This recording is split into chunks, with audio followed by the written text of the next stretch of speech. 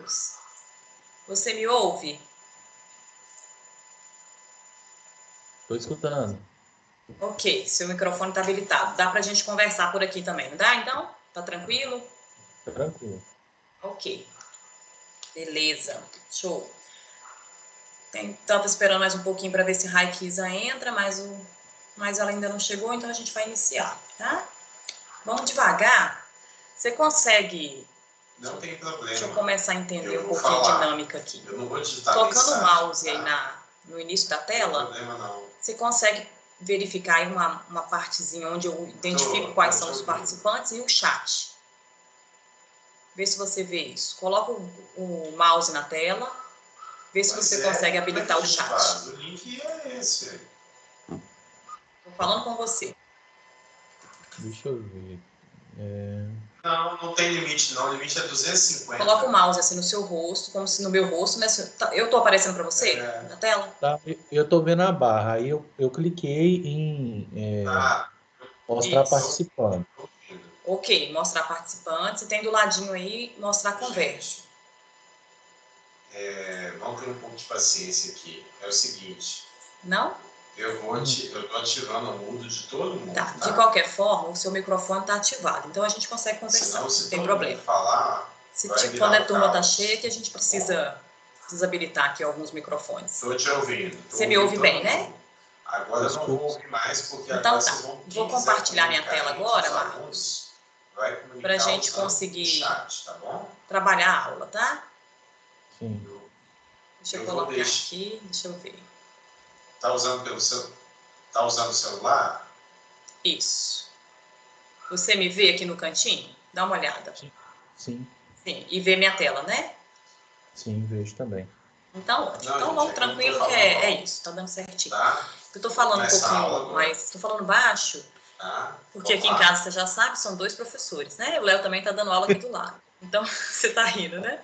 Em algum momento, se você ouvir alguma conversa assim diferente, se eu te atrapalhar, você pede para eu repetir. Ah, Marcos, nós vamos tentar assim hoje, qualquer coisa na próxima semana a gente divide aqui um outro local. Então, olha só. O que eu pensei, Marcos? Na primeira aula você não estava, né? Quando eu comecei a tratar desse assunto com o Ilsomar, a disciplina de tratamento de água, o primeiro momento dela é a gente falar um pouquinho do cenário de tratamento de água no Brasil. Deixa eu só abrir a janela aqui, que eu desliguei o ar-condicionado para não fazer barulho, tá bem quente. Só um minutinho, tá? Ok.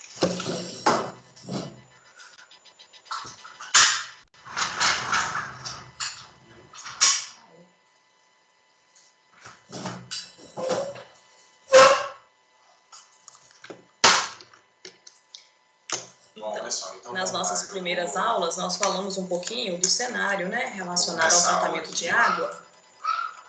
E aí, na verdade, relacionado ao saneamento básico. Então, a gente discutiu um pouquinho que as políticas de saneamento básico, Marcos, elas tiveram maior incentivo a partir da década de 70, com a instituição de um movimento, de um plano do governo, que foi chamado de Planasa. E o Planasa veio numa época em que as pessoas morriam muito, principalmente uma mortalidade infantil muito alta, em função da ausência de tratamento de água. Tá tranquilo? Tá me ouvindo legal? Sim. Qualquer coisa você me aciona, tá? Ok. E aí, de 1970 para cá, aí eu mostrei dados de 70, mostrei o censo, né? 70, 2000, 2010 e agora em 2020 tinha uma proposta do censo, mas em função aí do coronavírus, esse censo já foi adiado para o ano que vem. A gente percebe claramente que houve um grande movimento do governo para fomentar o abastecimento de água. Então, hoje nós temos aí nas realidades brasileiras, o Brasil trabalha aí com uma realidade de quase acima de 90% de atendimento à água tratada. Mas a gente sabe que o esgotamento sanitário, ele é extremamente deficiente na maior parte, né, dos municípios e principalmente a nível Brasil. Hoje a gente tem indicadores aí que chegam próximo a 50% de cobertura no que se refere à coleta, e se a gente colocar tratamento de esgoto, esses indicadores são ainda menores, tá? Claro que região norte e região nordeste são regiões que têm ainda um parâmetro ainda menos favorecido para esses indicadores, até mesmo na indicação de tratamento de água. Então, a gente fez uma discussão um pouco sobre isso nas primeiras aulas, sobre essa dinâmica de tratamento, sobre as questões de saneamento básico, aquilo que era mais deficiente e aquilo que não era. E aí, depois você já chegou, né, porque a gente começou uma semana depois também nessa disciplina, e aí a gente falou um pouquinho sobre os parâmetros de qualidade de água, que existe uma portaria. Então, sempre que a gente for trabalhar aí, ao longo da formação de vocês, que vocês forem trabalhar com algum projeto que envolva qualidade de água, estação de tratamento de água, existem os parâmetros que são preconizados, né, no anexo 20 da portaria de consolidação número 5, que precisam ser observados para que um tratamento, para que uma água seja potável e possa ser direcionada aí ao abastecimento público, tá? Então, a gente trabalha com essa portaria, nessa disciplina, e com a NBR 12.600. Vocês estão conseguindo ver aí? 15, que é a NBR, que eu até vou mostrar lá para você, 12.216, perdão, que eu vou mostrar lá daqui a pouquinho para você, que é uma normatização, né? É uma norma técnica que orienta quais são as ações que a gente precisa executar para os projetos de instalação de estações de tratamento de água, tá? Então, hoje a gente vai falar um pouquinho sobre características de água, um pouquinho aí dos parâmetros físicos, químicos e biológicos. Vamos falar um pouquinho do cenário do que é um sistema de abastecimento, conforme a qualidade ou conforme a característica da água que a gente for tratar, existe um tipo de tratamento específico a ser realizado por elas. Então, existem normas e existem propostas de tratamento conforme a característica dessa água, tá? E aí, na próxima aula, eu já pretendo entrar imediatamente, a gente já vai entrar em coagulação, que é a primeira etapa que nós vamos, inclusive, falar hoje. Nós vamos entrar em coagulação e aí a gente já vai entrar, inclusive, no dimensionamento, tá? Começar a dimensionar essas estruturas para a gente aprender como é que funciona uma proposta de dimensionamento. E na medida em que a gente consegue dimensionar uma estação de tratamento, ou uma unidade que seja, eu consigo também monitorar a qualidade e o funcionamento dessa unidade. Pela norma técnica, eu consigo executar alguns cálculos para conseguir observar se essa etapa está funcionando dentro dos parâmetros ou se ela está funcionando fora dos parâmetros. Tranquilo? Então vamos lá, vamos seguir um pouquinho hoje. Olha só, dentro das características, né, as águas naturais, e aí quando a gente fala em águas naturais, nós estamos tratando aí de água superficial ou água subterrânea, né, as águas de poço ou as águas de superfície, de rios e riachos, que são captadas aí para abastecimento público. Essas águas, elas possuem características naturais, ou seja, elas possuem parâmetros e elementos que naturalmente vão perpassar aí a sua existência, né? Dentro desses parâmetros, tanto os físicos, os químicos e os biológicos, esses parâmetros, a condição ou a maneira com que eles se apresentam nessa água, vão determinar como deverá ser feito o tratamento da mesma. O que eu quero dizer com isso? Se nós temos água com características naturais muito ruins, eu preciso executar um tratamento mais eficiente. Se eu tenho uma água com característica natural extremamente bacana, boa, tranquila, nós vamos executar tratamentos bem mais simplificados.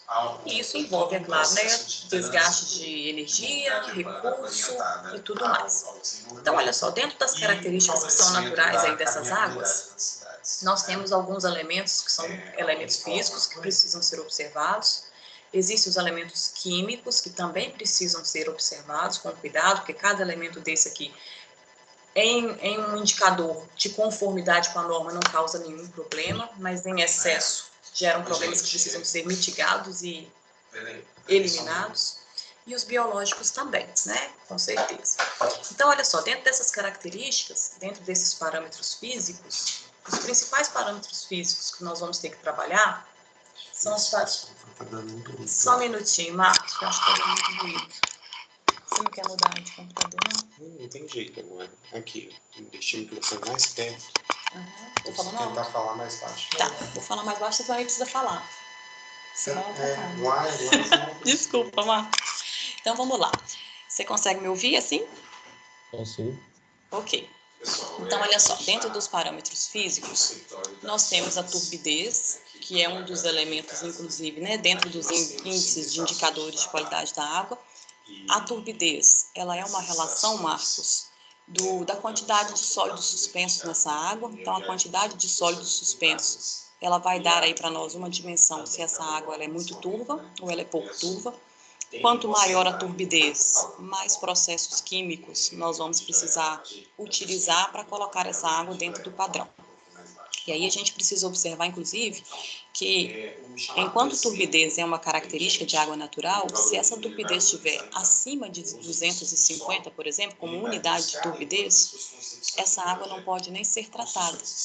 Então, quando a gente passou por aquele processo de Mariana, aquela situação do rompimento das barragens, que a turbidez foi altíssima, naquela situação, o SAAI não teria menor condição de oferecer água.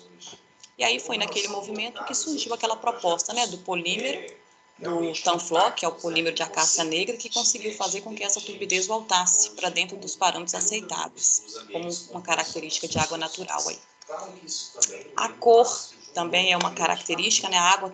Toda água tem a sua cor, e essa cor ela tem uma relação direta com a quantidade de substâncias que estão suspensas e dissolvidas nessa água, obviamente.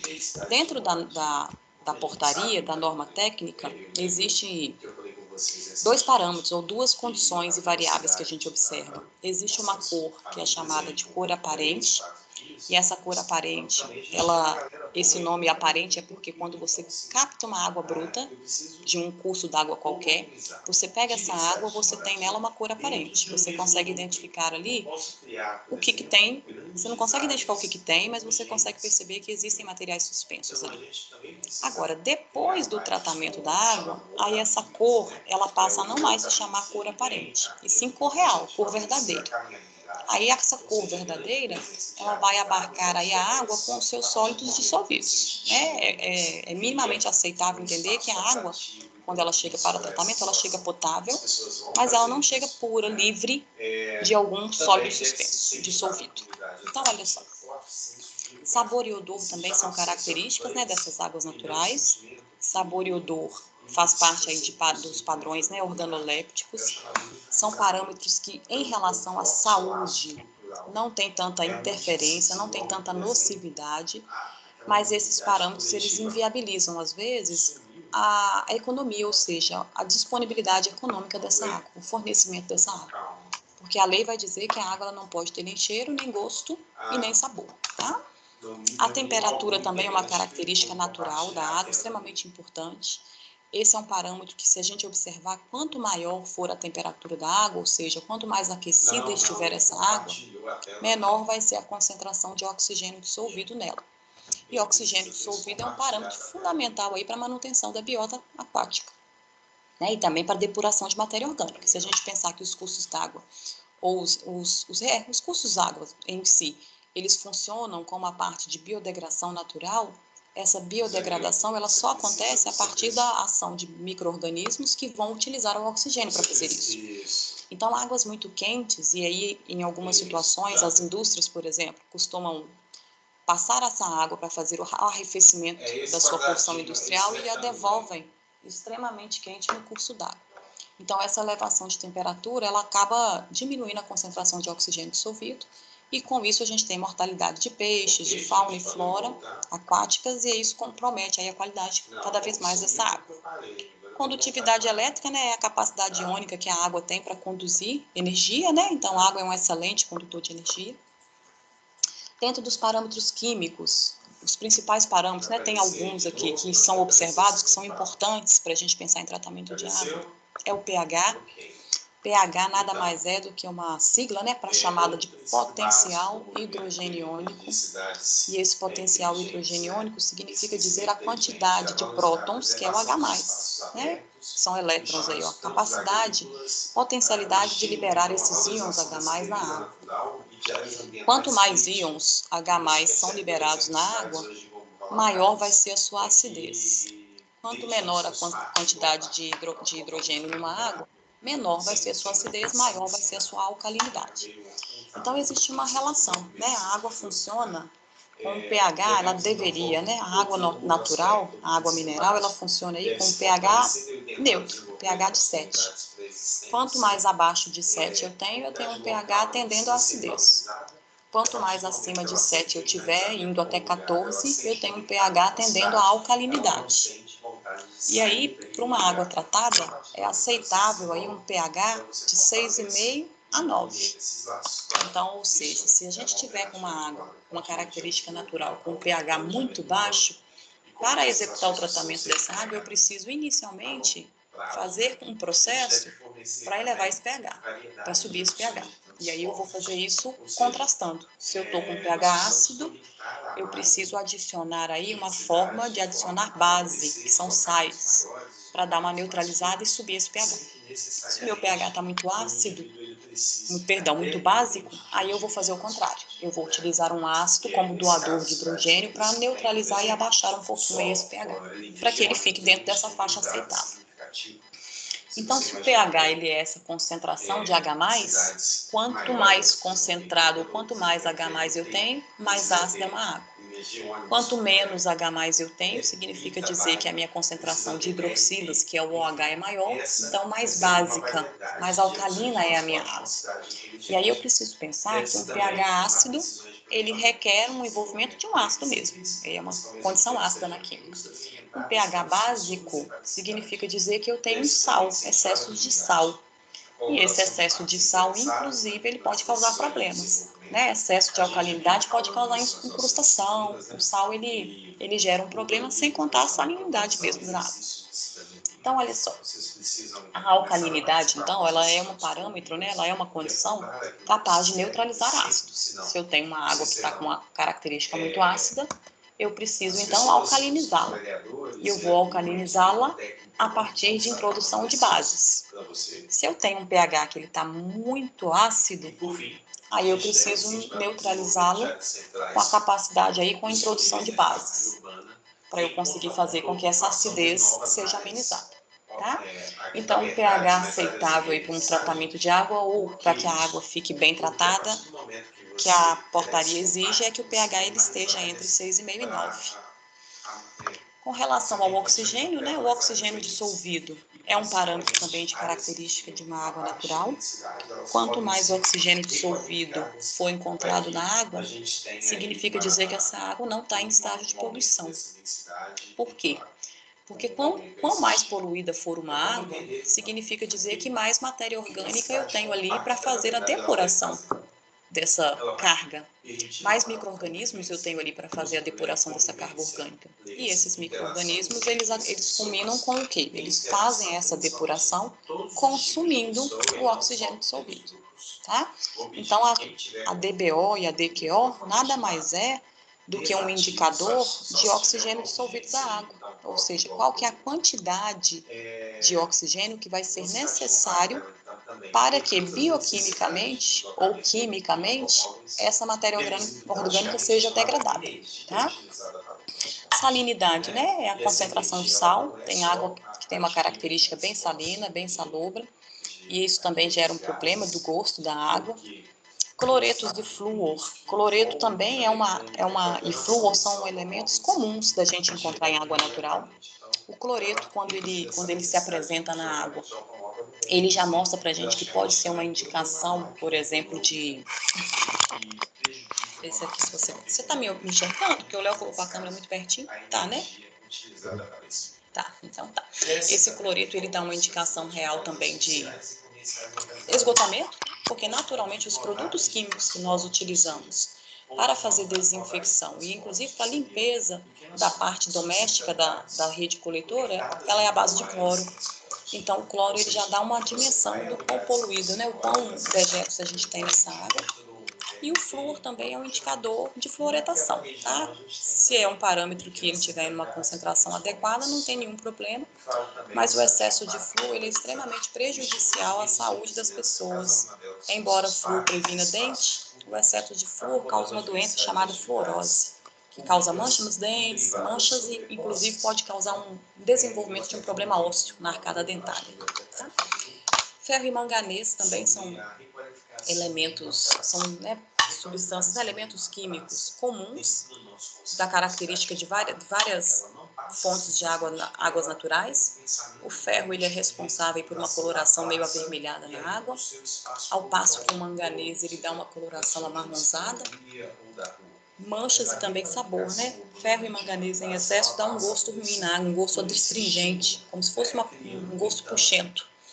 E aí esses dois elementos, eles são comuns, principalmente em água subterrânea. São parâmetros que às vezes vêm com grande concentração e a gente precisa tentar mitigá-los. Existem formas da gente reduzir para que esses dois parâmetros entrem dentro da norma técnica. Você vai ver, Marcos, que o anexo 20 da portaria, ele não tem, por exemplo, concentração aceitável para metal pesado, porque metal pesado não é aceitável, né? Não é nocivo, não é aceitável para uma água tratada. Mas ferro e manganês são metais que são aceitáveis dentro de uma característica de uma concentração permitida pela legislação. E aí a matéria orgânica também, ela é um elemento químico, quantidade de matéria orgânica vai dar uma ideia para a gente de qual é o real estado de conservação dessa água natural. Tá? Então, quando eu avalio todos esses parâmetros, eu consigo pensar, ou já existem, como é que eu vou dizer? Já existem propostas para tipos de tratamento conforme a característica de uma água. Os parâmetros biológicos, né? São parâmetros que envolvem micro-organismos, bactérias, vírus, protozoários e fungos. Não podem ser encontrados, inclusive, mas eles são comuns no nosso trato intestinal, inclusive. Eles permeiam com naturalidade essa água. Então, o processo de tratamento ele precisa ser capaz de eliminar todos esses indicadores. A gente vai ver que, por exemplo, a E. coli, que é uma bactéria comum, né, que chama E. coliforme fecal, que a gente trata como norma técnica comum no parâmetro da portaria como coliforme fecal, os coliformes fecais são bactérias E. coli que são liberadas pelas fezes humanas. E se nós pensarmos que os nossos rios não têm, a maior parte não tem tratamento de esgoto, né, nossos rios não são tratados, a nossa água não é tratada, e os rios recebem esse esgoto diretamente no seu curso, uma grande carga de E. coli é liberada nessas águas. E a estação de tratamento ela precisa garantir a ausência de E. coli numa água tratada. Existe uma condição de que durante um mês, em uma amostra, pode surgir, ela pode aparecer em uma amostra, é permitido. Mas essa água não pode ser ofertada, ela tem que ser liberada, e numa nova coleta eu tenho que ter ausência. Eu não posso ofertar água com coliformes fecais. Mas a estação de tratamento ela tem a permissão de que esse elemento ou esse parâmetro surja uma vez por mês na sua unidade de análise. Então, olha só. Vamos seguir aqui. Aqui, ó, essa tabela eu fiz um resumo da norma técnica, né, da portaria, do anexo 20. E aí está dizendo aqui, ó, padrão de aceitação para consumo humano. Padrão de aceitação é o que a Organização Mundial de Saúde entende, ou a Vigilância Sanitária entende, que é aceitável, que não faria mal para um consumo humano. Mas esse é o padrão que a portaria preconiza.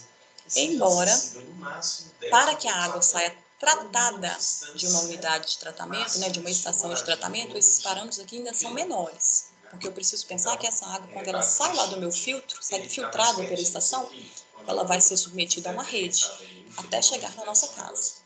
E depois que ela sai da estação até ela chegar na nossa casa, ela vai passar por tubulações, ela vai ter acesso aí a uma série de coisas que podem elevar um pouco alguns parâmetros.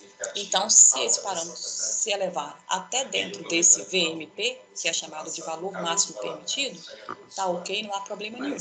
Então, não quer dizer, por exemplo, que o SAAI, depois que ele passou pelo filtro, que ele está isento de responsabilidade, não.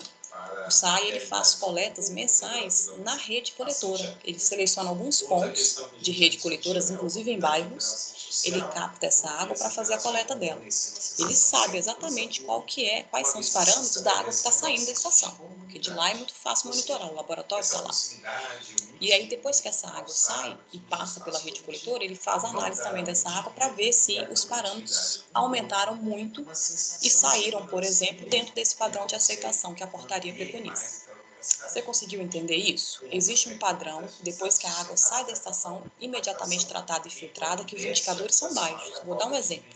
A turbidez, por exemplo, como estação de tratamento convencional, ela tem que sair da estação, após o filtro, a 0,5. 0,5 para filtração rápida, que é o que o SAAI de Valadares faz, por exemplo.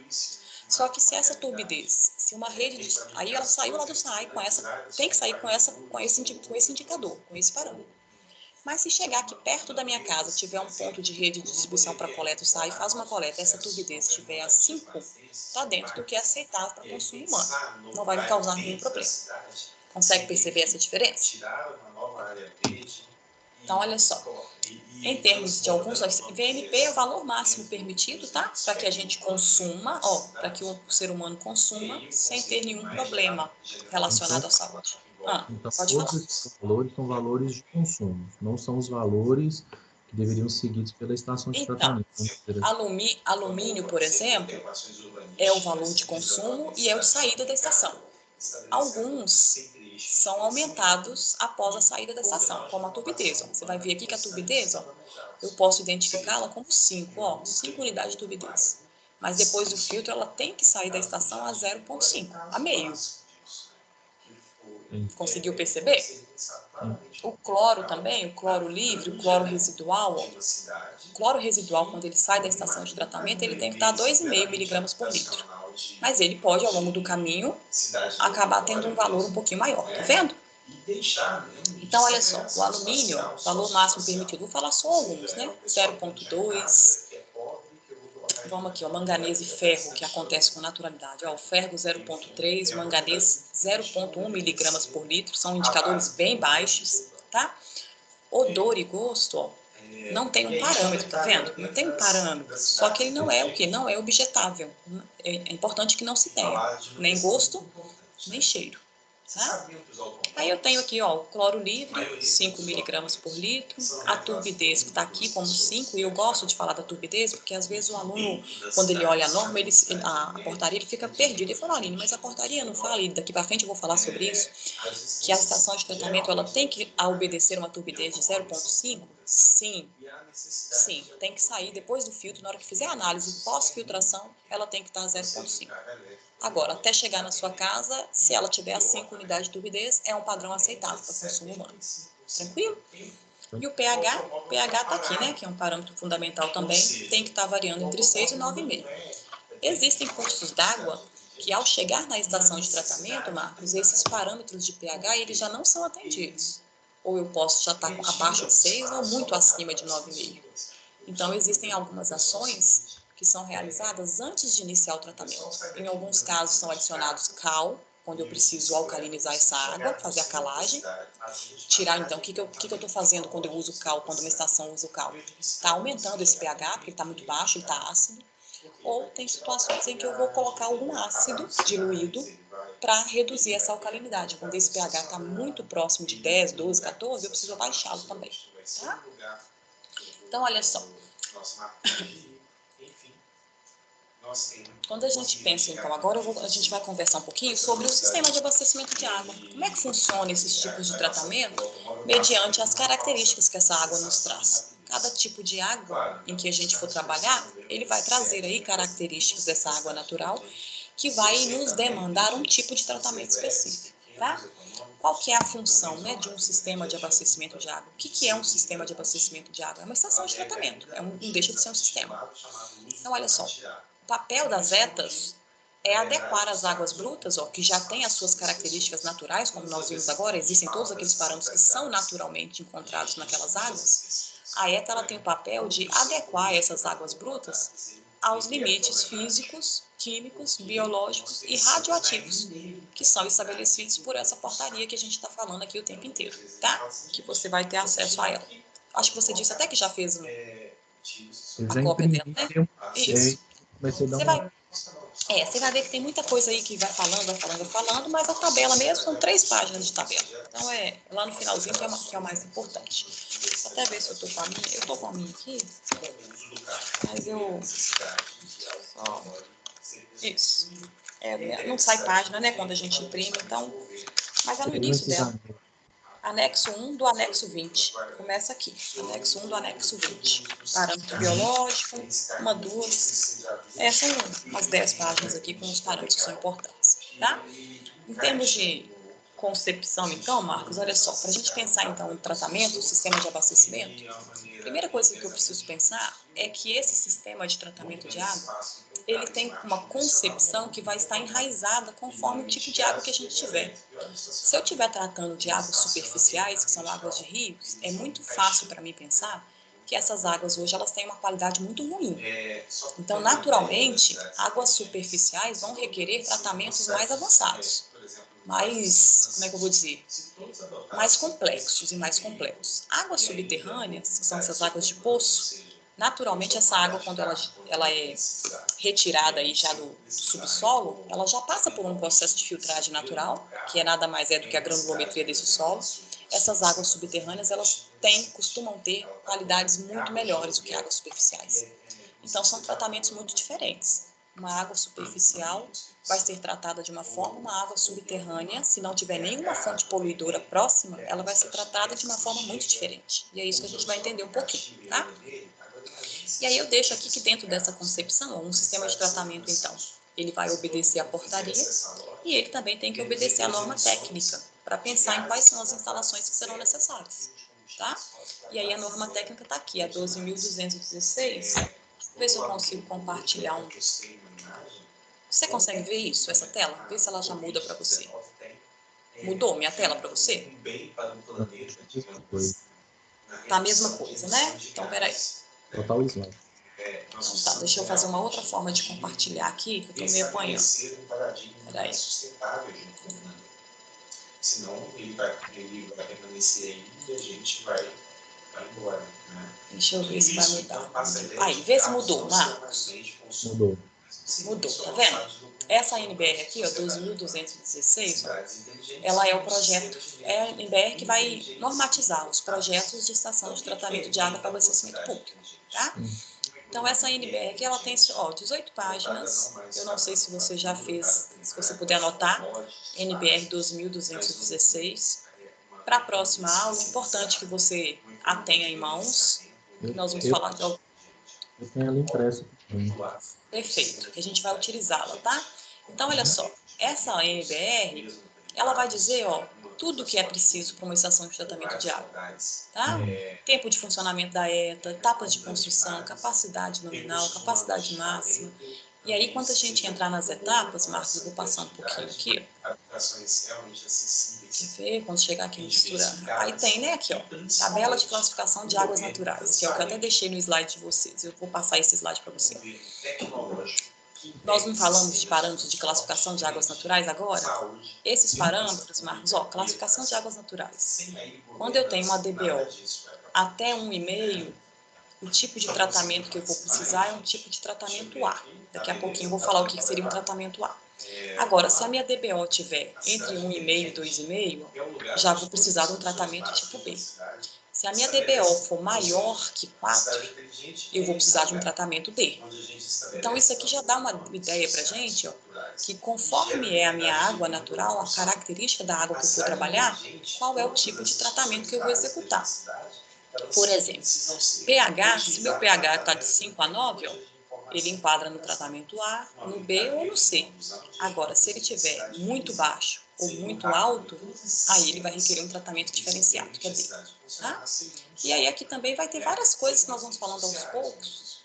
E aí vai ser muito importante na próxima aula, quando a gente for falar de mistura rápida, tá aqui, ó, nós vamos começar aqui nesse 5.8, vou dar uma geralzona, e aí a gente vai perceber que existem algumas informações numéricas, ó, que precisam ser observadas, e nós vamos fazer alguns cálculos. E os nossos cálculos precisam bater com esses parâmetros, com esses valores de referência que estão aqui. E aí quando a gente calcular, por exemplo, um gradiente de velocidade, e aí a gente perceber que esse gradiente, ó, ele está fora do que preconiza a norma técnica, ele já vai te dar uma ideia de que, por exemplo, aquela unidade pode ser o problema da água não estar saindo com aquela qualidade devida. Porque tem uma unidade que não está funcionando conforme ela deveria estar funcionando. Tá? Então nós vamos falar um pouquinho dessa norma também. Deixa eu voltar aqui na minha tela. Uma gestão inteligente do território, as demandas de desenvolvimento sustentáveis, retirando as ineficiências das velhas cidades. Aí, voltou? Por quê? Não é utópico, né, gente? Agora Ok. Então, olha só. Em termos de estação de tratamento, né, alguns exemplos que eu deixo aqui, ó. Uma estação de tratamento de água superficial, ela tem esse layout, tá? Em esquema em planta, ó. Tem um manancial de captação, pode ser um rio. Tem a captação direta. Essa captação, geralmente, ela é mais baixa do que o local da ETA.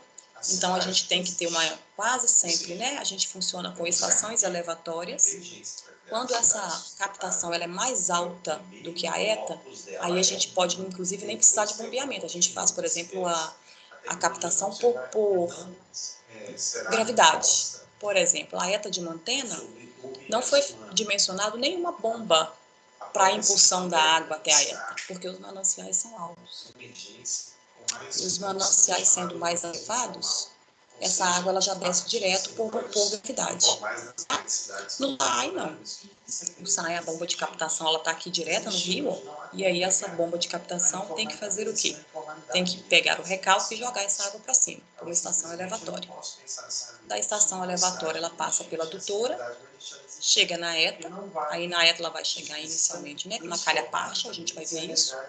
Depois que ela passou por todo o processo de tratamento, uma nova tubulação, que é chamada de adutora, leva essa água para o reservatório, e do reservatório, do SAI, ela vai ser distribuída para os reservatórios dos bairros, que são as caixas d'água dos bairros, para depois, então, seguir a rede de distribuição das nossas caixas, tá? Então, esse é o padrão. Agora, quando a gente pensa numa estação de tratamento de água subterrânea, aí eu tenho um outro parâmetro. Para água subterrânea, nós temos que fazer, então, aqui captação por bomba de recalque, não é gravidade. Então, eu tenho que ter uma estação elevatória, porque essa água ela precisa ser elevada. Aí, geralmente, ó, ela vai ser desinfectada, fluoretada, e já vai ser liberada para ser distribuída, o que é diferente de uma ETA. Porque aqui, ó, uma água de poço, o que eu estou fazendo com ela é colocando cloro nela, flúor, e mandando ela para a rede de distribuição. Ou seja, ela não precisa passar por tratamentos tão significativos quanto a ETA precisa, que é coagulação, floculação, sedimentação, porque a qualidade dela é muito melhor do que uma água de superfície, tá? Então, olha só. A função da ETA, então, é remover, né, partículas sólidas, ó, partículas sólidas, matéria orgânica, micro-organismos, substâncias que façam mal para a saúde humana, esse é o papel da ETA. E essa ETA ela vai funcionar conforme o seu manancial hídrico. Se o manancial hídrico, se o rio ou se o poço for de boa qualidade, as etapas que eu vou precisar fazer são mínimas. Ó. Eu vou precisar clorar de forma preventiva e, eventualmente, colocar flúor na água. E ela pode ser liberada para consumo. Agora, se o manancial não atende aos padrões da portaria, ou seja, se aqueles parâmetros estão maiores do que o recomendado pela portaria, aí a gente vai ter que executar um tratamento mais avançado, tá? E aí, olha só, como é que se define, Aline, uma tecnologia que vai ser empregada para tratar essa água, ou para trabalhar com esse recurso d'água? A tecnologia que eu vou usar, ela está diretamente ligada à qualidade, característica da minha água. Se é uma água de poço, é um tipo de tecnologia. Nós vamos falar sobre isso. Se é uma água de rio, é outro tipo de tecnologia. E ainda sendo uma água de poço, nós temos poços que têm uma qualidade excelente e nós temos poços que não têm tanta qualidade assim. Então, conforme eu tiver a característica dessa água bruta, é que eu vou pensar em como eu vou tratá-la. Para eu pensar também numa tecnologia, eu preciso pensar em custos, custo de implantação, manutenção e operação. E aí esse custo aqui envolve, inclusive, pensar no dimensionamento de espaço. Não sei se você já parou para pensar, mas uma ETA para abastecer, por exemplo, o Governador Valadares, o SAI, ele precisa de tanques que ocupam uma área significativa. Então, dentro dessa escolha de tecnologia, eu preciso pensar, inclusive, no espaço físico que eu tenho. Se eu vou fazer de alvenaria, se eu vou fazer de fibra de vidro, que eu vou acabar sintetizando, né, usar um layout mais enxuto. Então, isso tudo precisa ser avaliado. Manuseio e confiabilidade dos equipamentos. Ó, se a gente puder automatizar o processo, é muito melhor. Quanto mais automatizada é uma ETA, mais tranquilo fica de se manter os parâmetros dentro do critério estabelecido pela portaria.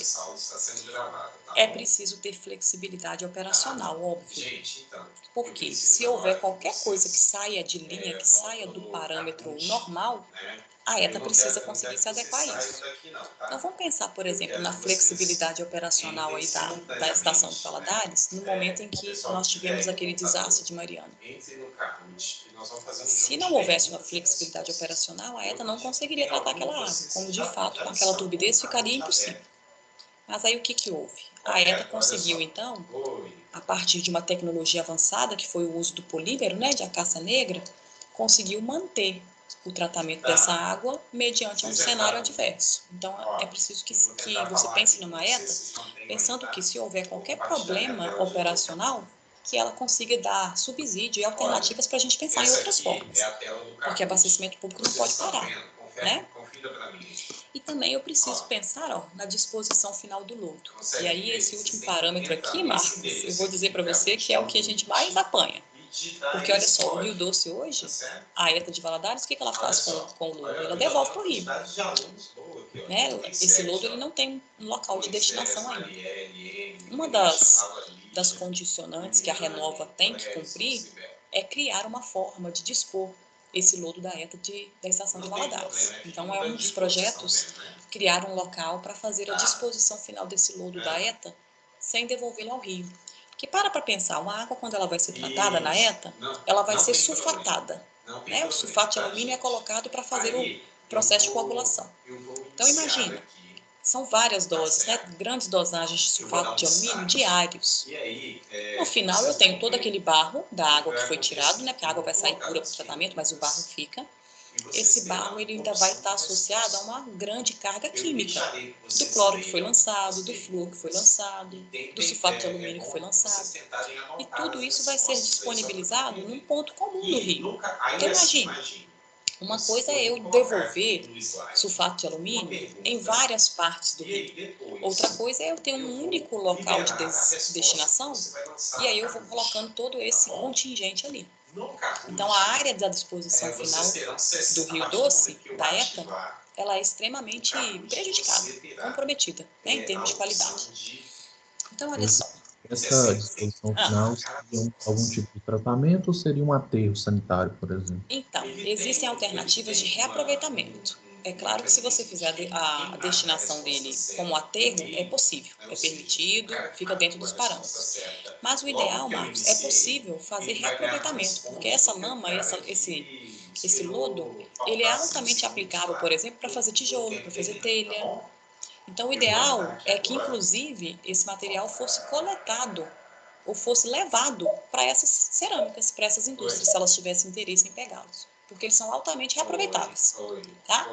Então, muito melhor do que destiná-lo, por exemplo, a um aterro, seria fazer o aproveitamento, tá? E aí parece que essa é uma das propostas da Renova, que eu tenho acompanhado, e dentro dessa disciplina também, eu pretendo, depois que a gente fizer os dimensionamentos, pelo menos de sedimentação, de tanque de decantação, vou fazer pelo menos calha-pasto de decantação, aí eu vou agendar uma visita técnica para a gente ir no SAI, para a gente conversar e falar um pouquinho desse cenário, tá? Se você tiver condições de ir num sábado, não sei como é que é a sua rotina, mas a gente pensa nisso. Então, olha só, o tipo de tratamento, ele vai ser, como é que eu vou dizer, pensado conforme aquelas classificações. Se é uma água, se é um tipo A, B, C ou D. E aí o CONAMA também, ele já dá alguma ideia de classificação. Ó, por exemplo, rio de classe especial, conforme é uma resolução do CONAMA determina, é uma água que só precisaria de desinfecção. Não precisaria passar por uma estação de tratamento.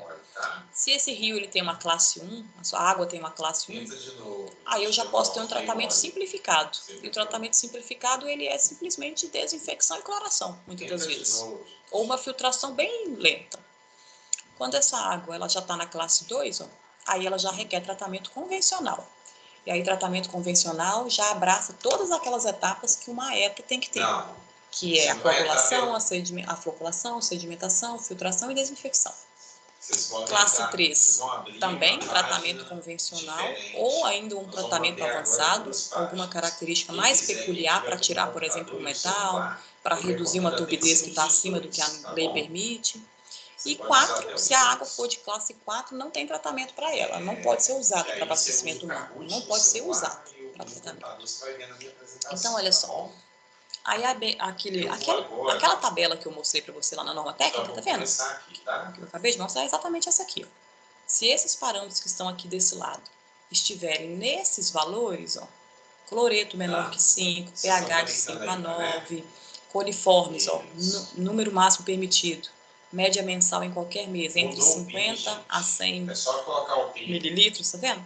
Eu vou ter um tratamento de característica A. Se esses parâmetros estão com esses indicadores, eu vou ter um tratamento tipo B.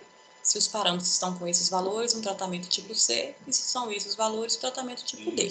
E que tipo de tratamento é esse? O tipo A é o simples, bem simplificado. É só desinfecção, é só usar cloro e corrigir pH. Só isso. Essa água está pura para beber depois que você usar a desinfecção, porque geralmente ela pode ter, por exemplo, coliforme fecal dentro dos não parâmetros. Porque eu vou dar um exemplo, né? Eu estou fazendo agora, a gente está tratando uma água que é uma água de poço, tá? É um residencial que vai ter uma água de poço. Capta a água para o bombeamento e aí nós fizemos a análise dessa água. A água está dentro dos parâmetros da norma técnica, todos os parâmetros, exceto coliformes fecais. Então, tem coliformes acima, e nem é assim, porque coliforme, qualquer quantidade, coliformes totais, qualquer quantidade é o que? Não aceitável, é ausência. Então, ela tem um pouco de coliformes. Então, o que a gente precisou fazer para disponibilizar essa água para as pessoas? Cloretá-la, usar cloro, que aí o cloro ele elimina, ele faz essa desinfecção. E nós acrescentamos o flúor, porque o flúor é uma medida preventiva, né, para diminuir aí os problemas de cáries, principalmente nas crianças. O tipo B, Marcos, ó, ele permite aí também desinfecção, correção de pH e uma decantação simples, seria um tanque para deixar essa água descansando um pouco, para que a turbidez dela baixe, ou filtração. Então, olha só, o tipo B, eu posso fazer só uma decantação simples, ou só uma filtração simples, e depois fazer desinfecção e correção do pH. Se ela é tipo C, aí ela precisa de coagulante, ou seja, ela precisa para que o processo de retirada das partículas dos coloides funcione bem, é preciso que eu faça a desagregação, a desestabilização dessas partículas a partir de um coagulante. E aí o principal coagulante que a gente utiliza é o sulfato de alumínio. Depois eu vou falar um pouco sobre ele também. E o tipo D é um tratamento mínimo do tipo C, complementar aplicado a cada caso.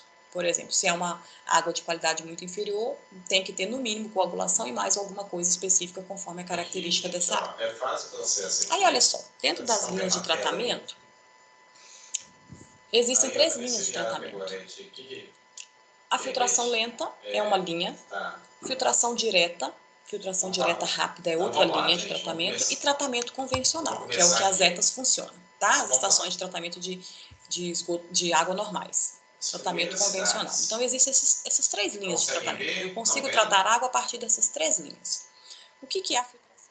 Então, filtração lenta, eu captaria uma água, e aí aqui, embora esse aqui seja só um esquema, o rio aqui, hoje, eu consigo te dizer com muita naturalidade, Marcos, que a água de rio, dificilmente ela vai ser submetida a uma filtração lenta. Haja vista o quê? A carga de poluição que os rios têm recebido. Então, geralmente, aqui eu teria que ter, por exemplo, uma água bruta que fosse um poço, uma água subterrânea. Aí eu conseguiria ter filtração lenta. Tá? Mas aí imagina, eu capto uma água, um manancial qualquer. Essa água ela tem características tão tranquilas em termos de elevação de indicadores, ó, que eu faço uma filtração lenta. Filtração lenta significa dizer que vai passar por um filtro enorme de areia, vai passar por um longo tempo, uma longa carreira de filtração. Depois que passou pelo filtro de areia, eu faço a desinfecção, mando para reservação e mando distribuir. Quais são as condições indicadas, então, para que eu faça a linha de tratamento de filtração lenta? Ó, uma água bruta com uma turbidez menor que 50 ao longo do ano. Então, você pega a água lá, mede a turbidez dela. Se for menor que 50, é suficiente você utilizar, se ela não tiver também, né, conforme aqueles outros parâmetros, não tiver com outros poluentes, a filtração lenta consegue reduzir essa turbidez e permitir que essa água seja tratada naturalmente. Se for uma vazão pequena, porque, claro, vazão muito grande, movimenta muita água, essa turbidez nunca ficaria em 50, com vazões grandes, vazões elevadas. Disponibilidade de água. Porque, como a filtração lenta é lenta, Marcos, você tem que ter uma vazão, ela pode ser uma vazão pequena, mas ela tem que ter fluxo recorrente, porque senão você interromperia o abastecimento, tá? Se a disponibilidade de água fosse pequena. E aqui requer um operador pouco qualificado, né? Essa água que você captou, botou uma bomba para jogar ela no filtro, não tem que ninguém ficar observando, porque não tem nada automatizado. Então, não requer mais nada além disso. Agora, a filtração direta, ó, o que modifica entre filtração lenta e filtração direta? É que na filtração direta ela já engloba aquele tratamento C, ó. Ela já precisa da coagulação, que é uma etapa para mistura rápida, para colocar um coagulante aqui, para fazer com que as partículas se desagreguem. E aí, elas desagregando, elas vão ficar mais unidas na floculação, quando houver floculação. Que no caso da filtração direta, nem há. A água vem, ela é encaminhada para uma mistura rápida, usa um coagulante, sulfato de alumínio, depois já passa direto para o filtro, depois desinfecta, depois manda para a rede de distribuição. E a diferença é que esse filtro, essa filtração aqui, ela é o quê? Rápida. Pode ser um filtro que vai funcionar diariamente. O SAI, por exemplo, a cada hora ele faz a limpeza de um filtro. Então, os filtros são limpados a cada hora. Não todos. Limpa um, são 10 filtros, numa hora limpa um, na segunda hora limpa 2, no terceiro e assim sucessivamente. Tá? Condições adequadas, indicadas. Pequena variação da qualidade da água bruta, se for uma água que não tem grandes variações. E aí eu preciso de uma mão de obra mais qualificada. Por quê, Marcos? Porque a coagulação ela vai exigir dosagem de coagulante. Então, a pessoa minimamente tem que saber fazer essa dosagem. E o tratamento convencional, que é o que as ETAs, né, a maior parte das ETAs que trabalham com rios de superfície funcionam, todas as etapas são contempladas na ETA. Coagulação primeiro, floculação depois, sedimentação, filtração, desinfecção e aí que vai para a rede de distribuição. Qual que é a condição indicada, então, para que a gente utilize tratamento convencional? Uma água bruta que tenha qualidade insatisfatória, ou seja, a qualidade é ruim. Eu tenho que ter produto químico, né? Disponibilidade de produtos químicos. Se tem aqueles produtos químicos precisam ser retirados, e quem vai conseguir fazer essa retirada é somente passando por essas etapas, somente filtração não retira. E aí, numa ETA, quase sempre as ETAs hoje possuem processos já automatizados, pelo menos algumas etapas. E aí eu preciso de uma mão de obra, então, qualificada, né? Um profissional, vários profissionais que vão atuar fazendo a leitura aí desses equipamentos. Então, o tratamento convencional não é só uma imagem ilustrativa. A primeira fase, que é a fase da coagulação, a mistura rápida do produto químico, para fazer com que o tempo de detenção, o gradiente de velocidade, faça com que desestabilize essas partículas, para que elas se agreguem. Depois, essas partículas desagregadas, elas começam a se unir, elas começam a se agregar, uma começa a grudar na outra, os colóides começam a grudar um no outro. Falou comigo? Falou comigo? Então, esses colóides começam a se agregar, tá vendo? E a partir do momento em que eles começam a gerar agregações, eles começam a ficar pesados e eles vão para a formação de flocos. Depois que formam os flocos, Marcos, esses flocos vão ser encaminhados para o tanque de decantação, que está aqui, porque esses flocos vão ficar pesados, e pesados eles tendem a vir para o fundo, tá? E aqui no fundo, ó, a água aqui do fundo vai gerar esse peso, essa sujeira do fundo, vai ser retirada, vai ter uma tubulação de limpeza de fundo, que é chamada de lodo ativado, e a água vai sair por cima, vai ser recolhida em canaletas aqui por cima, para ser direcionada ao filtro, tá? Depois eu vou explicar isso detalhadamente. E passa pelo filtro. Filtro, se o filtro for simples, de uma única camada, ele vai ser só de areia. Se ele for duplo, ele vai ser de areia e de carvão, tá? E depois vai ser desinfectado. Então tá aqui também uma representação, ó, uma água, bombeamento, né? Você capta essa água. Essa água passa por uma unidade de mistura rápida, que é representada aqui pelo número 2. Nessa unidade de mistura rápida, que é a coagulação, vai ser colocado o sulfato de alumínio. O cal e o cloro estão colocados aqui, Marcos, mas eles não são obrigatórios nessa fase. Por quê?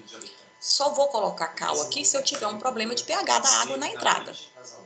Um exemplo, o SAI de Valadares, a água que chega do Rio Doce, que é captada ali, quando ela entra para o tratamento, ela já chega dentro do pH adequado, entre 6 e 9,5.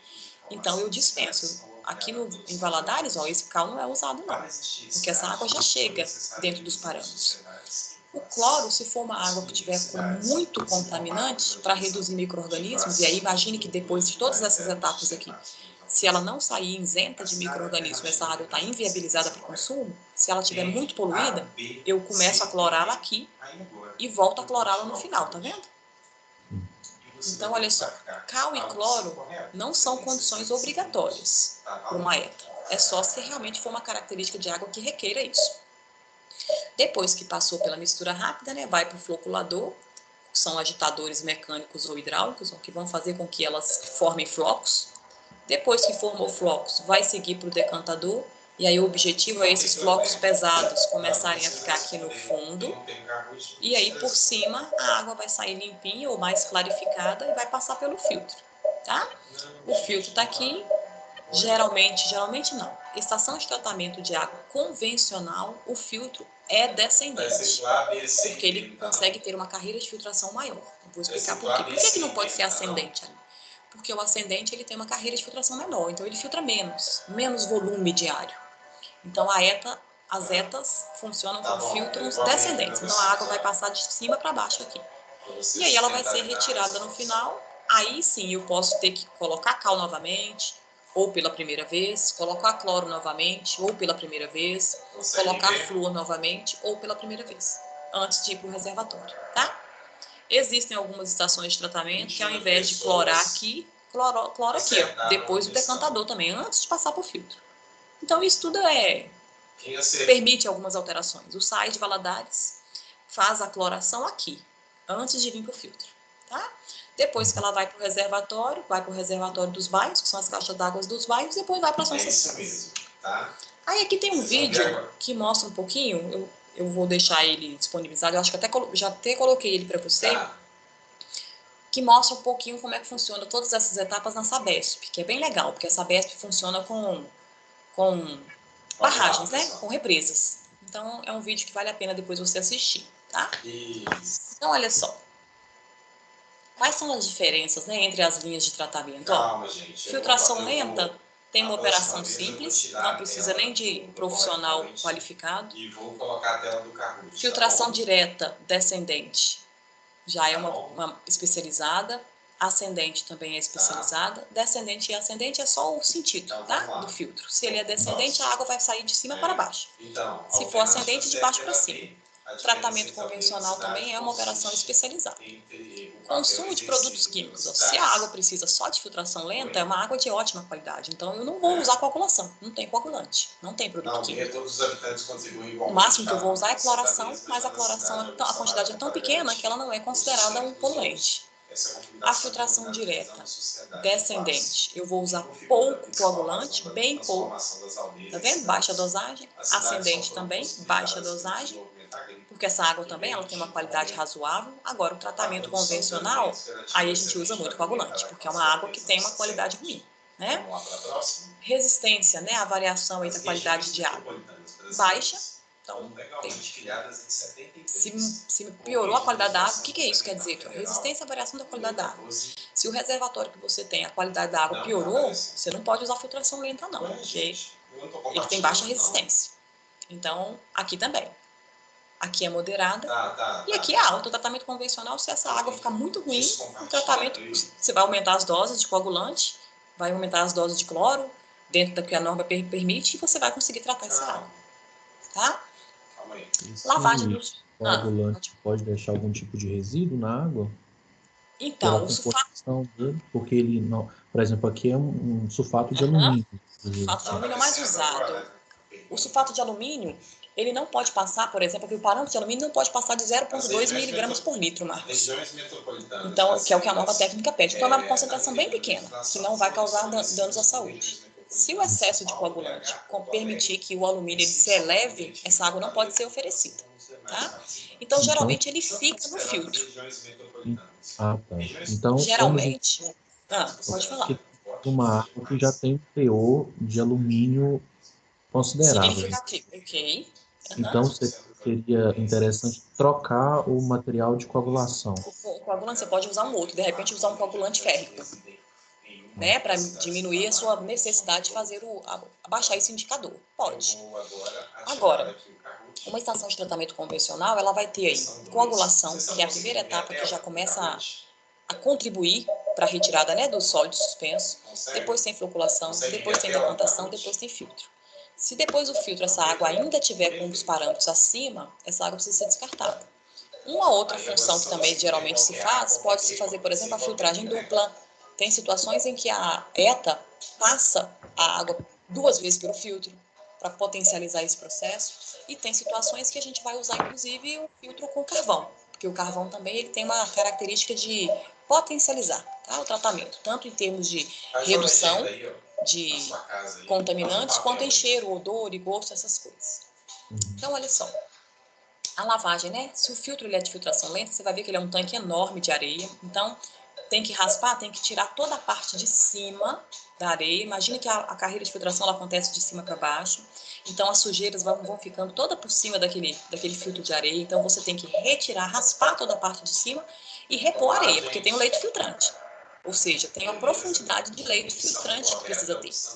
Então, a filtração lenta, ela vai ser feita uma limpeza que é mais demorada, na verdade, demora mais tempo para se fazer, mas quando se faz, você tem que manter ou fazer novamente, complementar o leito filtrante, porque ele se perde muito nesse processo. Aqui, a lavagem, ó, se é o fluxo descendente, tá vendo? Se a água está vindo de cima para baixo, a limpeza é de baixo para cima. Tá? No fluxo ascendente, também a limpeza de baixo para cima, é o processo natural de limpeza com remoção do lodo. E no tratamento convencional, que é descendente, também é fluxo ascendente. A água é jogada no sentido contrário para fazer a limpeza. Depois a gente vai falar sobre isso também. Quando a gente for falar de cada etapa, aí eu falo das particularidades de cada uma. Aí, porte da estação, né? Usual, limitar a pequenas instalações. Então, olha só, porte da estação, filtração lenta. Se eu tenho poucas casas para eu abastecer, eu consigo utilizar filtração lenta, porque eu vou usar um espaço grande, mas eu vou ter que usar pouca tubulação. Nas outros tipos, ó, não tem limitações, né? Pode ser estações grandes que não vão ter necessidade diária.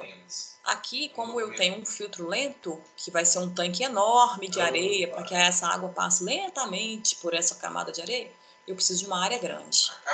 Filtração direta descendente a ascendente, pequena, tá? Por exemplo, quando a gente for trabalhar, e você já viu a disciplina de tratamento de efluente, os reatores WASBs, eles são nada mais são do que unidades de decantação e de filtração juntas. Eles são compactos, eles vão ter aí, de repente, caber aí, às vezes, 30 mil litros, mas numa composição compacta, né? Um tanque bem pequenininho que você coloca em qualquer lugar. Diferente das ETAs, né? Que aí os filtros, geralmente, eles têm tamanhos maiores. Então, aí, tamanho médio. Tá? Vou falar um pouco também sobre isso. Então, olha só, uma ETA, uma estação de tratamento de água típica de uma água de superfície, uma água do Rio Doce, por exemplo, ela teria esses passos aqui. Ó. Água bruta, captação e bombeamento.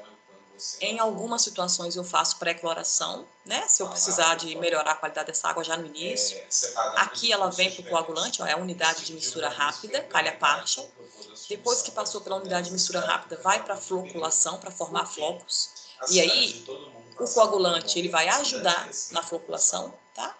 A floculação depois, essa água vem agora, vai ficar paradinha aqui num tanque por um tempo, para decantar. Então a sujeira vem aqui para baixo. A água fica clarinha aqui em cima. Essa água sai daqui para cima e vai passar pelo filtro. O filtro pode ter carvão ativado e pode não ter, tá? Os filtros de Valadares, o filtro só tem areia, e aí tem um acoplamento de uma unidade filtrante com carvão. Nos momentos em que precisa passar no carvão, tem uma estrutura separada, a água passa pelo carvão ativado separado. Depois faz a cloração, a fluoretação e essa água está pronta para ser distribuída. Se eu estiver tratando, aqui é a mesma coisa, tá vendo? Água bruta, ó, águas superficiais. Água bruta, tem situações, Marcos, olha, se a água tiver muita turbidez, se ela tiver muito sólido suspenso, ao invés de mandar ela direto para a calha partial, eu passo ela num tanque de decantação, ou num desarenador, que é chamado. Quando a gente for na visita técnica do SAI, você já foi no SAI de Valadares? Você conhece? Não.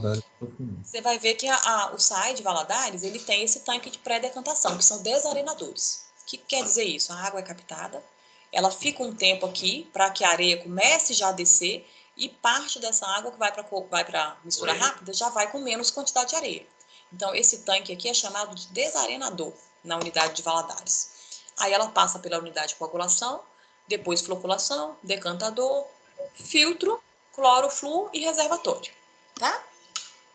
Aí tem aqui, né, um exemplozinho animado, né, só para a gente ver, ó, água, aqui, né, calha partial, mistura rápida, floculador, decantador, filtro, depois do filtro aí eu vou colocar cloro e flúor, né, e aí essa água está disponibilizada para ser encaminhada aí para a rede de tratamento, tá? Olha como é que nós estamos aqui. Aí, olha só. Quando a gente tem águas subterrâneas, Marcos, aí eu já tenho, por exemplo, desinfecção e fluoretação, tá vendo? Ou seja, uma água subterrânea não precisa ter todas aquelas etapas, ó. A água, ela é captada, ela é bombeada, né, para uma estação. Bombeou, ela vai simplesmente ser desinfectada, que é a cloração, e vai ser fluoretada. E aí ela está pronta para ser distribuída. Então, é uma água de extrema qualidade. Agora, se essa água tiver, por exemplo, é uma água de poço, tiver com uma quantidade de ferro e manganês acima do que a norma técnica permite, o que é comum acontecer, no meu reservatório lá do residencial que eu estou fazendo, o ferro e manganês estão um pouquinho elevado, o que a gente faz? A gente faz um processo de aeração, coloca um agitador aqui antes, eu vou mostrar o que é um aerador, só para ele fazer com que os gases dissolvidos misturem e façam como é que eu vou dizer, a aglomeração e ajuda de fazer com que essa pré-cloração aqui, ó, ela consegue, esse cloro, ele consegue se associar aos gases dissolvidos e eles ajudam a reduzir a quantidade de ferro e manganês. Então, eu também preciso ter um tanque de contato e passar pelo carvão. Então, olha só, essa água ela passa pelo carvão ativado uma vez, porque o carvão ele é excelente para poder conseguir reter ferro e manganês, passa pelo filtro, e o meu filtro também não vai ser só de areia, ele vai ter que ter carvão ativado, cloração e flúor. Mas aqui você vai ver, ó, que eu não vou ter coagulação, eu não vou ter decantação, eu só tenho mesmo aerador e tanque de contato para colocar carvão e passar pelo filtro. Então, olha só. Quais seriam, então, as etapas de um tratamento de água? Previamente, eu coloquei previamente porque não são todas as etas que vão precisar fazer isso. Mas, em alguns casos, pode-se fazer pré-cloração e pré-alcalinização. Ou seja, pode ser que precise colocar cloro antes e cal antes. Mas não é uma regra. O SAI, por exemplo, não faz. A aeração. Se eu tenho ferro e manganês, é comum usar a aeração para ajudar a remover esses gases dissolvidos. Consequentemente, ó, se eu tenho também um lençol freático que não tem contato com ar, eu posso ter uma baixa quantidade de oxigênio dissolvido, então eu posso aerar essa água para melhorar esses indicadores, mas também não é uma obrigação. Os aeradores são esses aparelhinhos aqui, tá vendo? Que vão movimentar, né? Movimentar essa água para que o oxigênio consiga se dissolver e entrar dentro dessa água aí com naturalidade. Etapas regulares de uma ETA convencional começam aqui. Aí daqui para frente são etapas praticamente obrigatórias, que é a coagulação, que é chamada de mistura rápida, porque a gente vai colocar coagulantes e esse coagulante tem que ser colocado inclusive num ponto de ressalto hidráulico, porque essa água tem que ter bastante velocidade, porque é essa velocidade associada a esse coagulante que vai desestabilizar os colóides. E na hora que esses colóides se desestabilizam, a próxima etapa é eles ficarem bem mais lentos na floculação para que eles então se agreguem. Então, o que o coagulante faz? Ele pega tudo aquilo que está sólido suspenso ali, que está tudo dissolvido, em suspensão, e ele começa a desestabilizar os colóides, para que na floculação esses colóides comecem a formar flocos, começam a se agrupar, tá? Então, esse é o papel. Aqui a unidade de mistura rápida, aqui é uma calha partial enorme, de grande polegada, depois eu vou mostrar um pouquinho. Olá, pessoal. Tá vendo? A calha partial está aqui.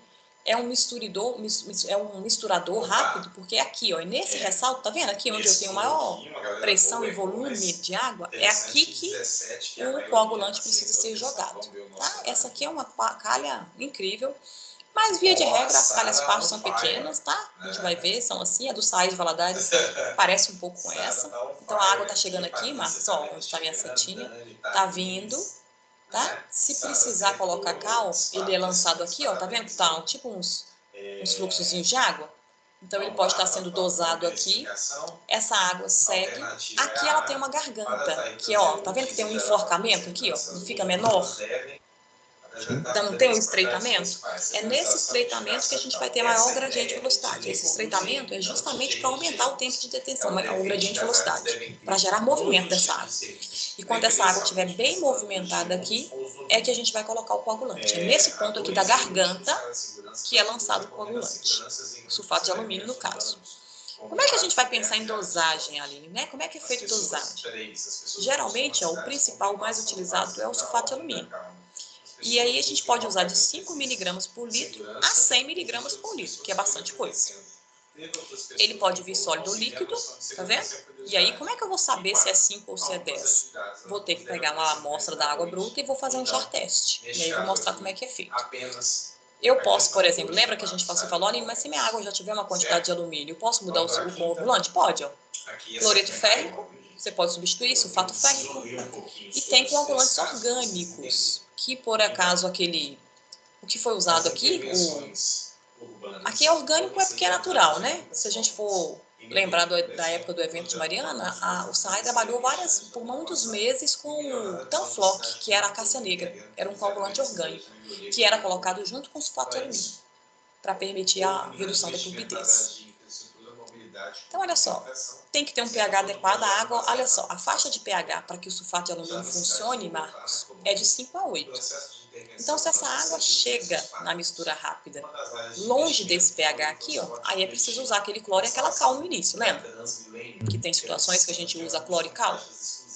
Para que eu vou usar? Se por acaso a cal eu vou usar, ó, se a faixa de pH, quando ela chegar na mistura rápida, não estiver dentro desse parâmetro. Porque senão eu vou ter que usar mais sulfato de alumínio. Quanto mais distante dessa faixa ideal eu tiver, mais sulfato de alumínio eu vou ter que usar. E é químico, né? Quanto mais químico eu usar, mais caro fica o tratamento e mais eu vou, como é que eu vou dizer, né? Poluir essa água, né? De retorno. Então, existe para cada um dos tipos de sulfato uma faixa de pH adequada, conforme o tipo que a gente for usar. E aí, como é que eu vou saber, Aline, qual que é a concentração de coagulante que eu vou usar? É feito o jar teste, tá vendo? Pega a mesma quantidade, coloca em vários jar testes, significam vários jarros, que você coloca a água turva e você vai colocando, dosando. Aqui tem uma quantidade de miligramas por líquido, aqui tem 25 miligramas por litro do sulfato, aqui tem 20 miligramas por litro, aqui tem 15 miligramas por litro, aqui tem 10 miligramas por litro. Aquele, Marcos, que ao final de um tempo, aí o tempo é um tempo de 9 minutos, geralmente, que é o tempo do jar teste funcionar, ao final de 9 minutos, se todos eles, ó, tiveram uma excelente clarificação de água, tá vendo que clarificou muito bem aqui em cima? Se todos eles tiveram como é que eu vou dizer, uma eficiência razoável, eu vou usar, é claro, o meu menor indicador, a menor quantidade. Se dentro de 9 minutos todos eles ficaram clarificados a ponto do restinho aqui ser simplesmente retirado por sedimentação, por exemplo, eu não vou usar 35 miligramas, eu vou usar 20, porque atendeu. Então, o jar teste, ele vai... Agora, se aqui, por exemplo, imagine que aqui, ó, eu tivesse com turbidez até aqui, ó. Até aqui. Depois dos 9 minutos, essa aqui tivesse aqui, essa aqui e essa aqui tivesse aqui embaixo. Aí eu teria que usar essa concentração aqui. Então, o jar teste é para dar essa ideia de movimentação. São esses tanques, esses jarrozinhos, eles são ligados ao tomate, são automatizados, a estação de tratamento faz essa Desculpa, forma. passa Tá? uma música aqui gigante. Depois da coagulação, nós vamos para a floculação. Acho que já está até na nossa hora, não está, Marcos? Do intervalo? Deixa eu ver as horas. 8h15. Isso. Deixa eu ver se a gente vai... Como é que está a orientação? Só um minutinho. Se a gente tem que fazer esse intervalo. Eu acho que tem. Deixa eu só ler aqui a norma. Tem que fazer Tem que fazer um intervalo, não é isso? Eu não tenho como fazer. Estou no meio do calute. Eu só vou fazer aqui tudo. Marcos, então... A orientação é que a gente faça intervalo. Como hoje está só nós dois, você quer a gente fazer direto e terminar um pouquinho mais cedo? Pode ser. E na próxima semana a gente, né, que os outros meninos tiverem, a gente faz? Então tá. Então olha só. Floculação, aí eu não vou... Isso aqui eu vou só citar, Marcos, porque a gente vai falar sobre cada uma dessas etapas separadas, tá? Floculação, então, depois que essa é uma mistura lenta, diferente da coagulação, que a mistura é rápida, a floculação, a obrigação dela é ser bem lenta. Essa água, ela sai de um gradiente de velocidade, para você ter uma ideia, de 700 a 1.100 segundos, e ela tem que chegar no floculador, olha que loucura, ela sai a 700 a 1.100, que ela tem que ser, o gradiente de velocidade tem que estar nesse segundos, essa água tem que estar nessa proporção, e ela tem que chegar no meu primeiro tanque de floculação a 70 segundos. Ou seja, muito lento. Então, eu preciso ter uma perda de carga muito grande quando eu saio da coagulação até eu chegar no floculador. Por isso, Marcos, que geralmente os floculadores eles são distantes da calha tarja. Você vai perceber lá no SAI, quando a gente for fazer a visita técnica, que a calha está num lado, os floculadores estão no outro lado, para ter o que? Espaço, para que a tubulação seja colocada para permitir essa perda de carga. Tá? Porque a água ela vai sair muito veloz da calha tarja e ela tem que, ao longo dessa tubulação, ir perdendo essa carga para chegar a 70 segundos na primeira câmara do meu floculador. O floculador ele é dividido em várias câmaras. Essa água ela tem que começar a 70 e ela tem que terminar a 10 segundos de velocidade. Então, ao longo das câmaras, a velocidade vai reduzindo ainda mais. E por que é importante reduzir essa velocidade? Porque quanto mais lenta tiver, mais chance dos flocos se agruparem sem se quebrar eu tenho. Então, olha só, as partículas chegam, elas vão ter o choque e vão fazer a agregação, tá? A agregação é formar os flocos. Olha aqui, você vê que legal, ó. Aqui são os flocos sendo formados. Dá pra ver, parece uma poeira, né, de areia. Isso aqui são flocos. Esses flocos sendo formados, eles vão depois, aqui são tanques de floculador, né? Em estações grandes, os floculadores têm essas dimensões aqui. O do SAI de Valadares, ele tem câmaras menores um pouquinho, mas é parecido com essas aqui. Tá vendo? Vai passar pelos floculadores. Aqui embaixo, ó, tá mostrando só os agitadores que ficam embaixo. Esses agitadores, eles vão movimentar bem lentamente essa água para permitir aqueles 70 segundos, 50 segundos, 40 segundos, 30, e na última praticamente não tem. Depois que passou pelo floculador, essa água vai para o decantador. Aí no decantador ela tem que estar mais lenta ainda. Ou seja, ela tem que estar praticamente, ela vai praticamente ficar parada um tempo dentro do decantador. E aí o objetivo é os flocos que foram formados, ó, esses flocos que foram formados, eles vão ter peso, né? A água vai passar aqui por uma velocidade tão baixinha que o objetivo é que eles depositem cá no fundo. Aí tá até aqui mostrando, tá vendo? Um pouco mais escuro. A tendência é que esses flocos fiquem no fundo. Aqui tem uma descarga de lodo, tá? Quando faz a limpeza a gente consegue tirar o lodo. E a água limpinha ela vai sendo coletada por uma canaleta aqui em cima. Tá? À medida que a água está ficando aqui limpinha, ó, ela é coletada por calhas, tá vendo? E essas calhas vão levar essa água para os filtros. Como é que funciona, Aline, a quantidade de decantador que uma ETA precisa ter? Uma estação que tem uma capacidade menor que 1.000 metros cúbicos por dia, em operação contínua, ou seja, que funcione 24 horas, ou que tenha uma capacidade de 10.000 metros cúbicos por dia, mas que funcione menos de 18 horas por dia, elas podem funcionar com uma unidade de decantação, um tanque só, tá? Desde que seja um tanque que suporte a vazão, porque a gente vai calcular isso. Agora, se a minha estação ela tiver capacidade para mais de 10.000 metros cúbicos por dia, e ainda, né, funcionando aí, né, com funcionamento superior a 18 horas por dia, eu tenho que ter pelo menos 2 tanques de decantação. Por quê? Porque no momento em que eu parar um para limpeza, o outro tem que estar funcionando. Porque significa dizer, então, que eu tenho que ter muita água para distribuir. E aí eu não vou ter reservatório para aguentar, eu não vou ter reservatório para 10.000 metros cúbicos. Mas para 1.000 metros cúbicos eu tenho. Eu consigo reservar, fechar o meu decantador e lavá-lo, depois enchê-lo novamente. Então, olha só, os decantadores são longos, tá vendo? Isso aqui são as calhas, ó, que vão coletar água limpinha, já clarificada, e vão levar isso aqui para o filtro. O decantador ele já parece um pouco o sistema de filtração, porque a água já fica clarificada, fica limpinha, teoricamente limpinha, mas ainda vai passar pelo filtro para aquilo que ainda ficou de sólido suspenso ser retido nos filtros. Aí aqui tá mostrando, tá vendo? Os decantadores eles têm essa estrutura, então aqui eu tenho 1, 2, 3, aqui é um tanque, tá vendo? Um tanque de decantação. Ou aqui, na verdade, eu tenho 1, 2, 3, 4, 5, 6 tanques. 6 tanques em uma unidade. Esses tanques, essa água ela vai passar e vai cair na calha e vai ser direcionada aqui, ó, para ser levada para o filtro. Bacana. Você consegue ver tipo uma colmeia aqui, um monte de bolinhas, semelhante a colmeias aqui embaixo? Então, esses são decantadores de alta taxa. São decantadores que têm uma... como se fosse mais modernos. E nós vamos falar sobre eles. Não são todas as estações que têm decantadores.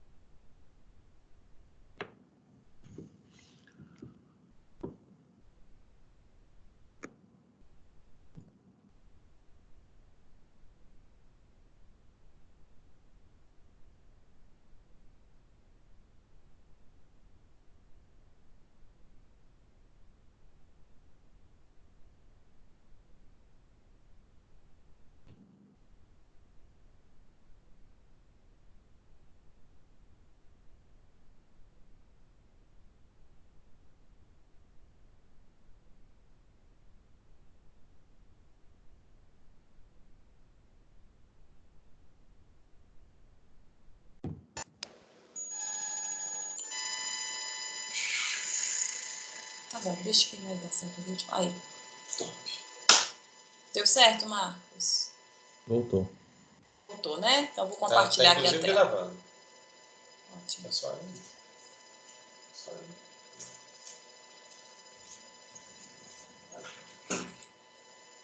Espera um pouquinho que eu vou só compartilhar minha tela de novo, tá? Tá ok. Que luta, né, Marcos? Não, mas vai Ô, começar.